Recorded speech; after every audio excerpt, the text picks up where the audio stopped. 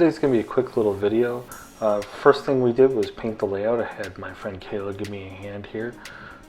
Multi-talented woman. She's very, very helpful. Alright, and then I got Josh started doing the wiring. He's stripping all the wires here for all of the feeders. And then he's going to be using the Ruby Flux to go ahead and flex all the wires before he tins all the tips. This just saves time when you do it in bulk. So Josh did all of the wiring in this layout and didn't want to be chased around with the camera, so we just let him do his thing.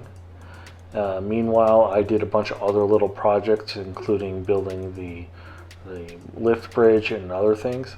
I did, however, want to explain one thing that we do with the wiring that's a little different than most people. We do provide power wires to all 3 tracks. So we got the hot in the middle and the 2 neutrals on the outside. We do connect them underneath, but this actually helps promote better conductivity, especially with DCS. I have actually found that that can be a major contributing issue. Okay, so continuing on, Josh is going to keep wiring the layout. He's starting with the bottom and he's going to work his way up. Meanwhile, what I'm going to do is I'm going to tell you a little bit about how this layout actually functions. So in particular, we're going to go ahead and start off on the right hand side here. The arrow there, that's the ramp from the 3rd. Now this arrow goes down to the 1st deck, comes back around and comes out over at that area.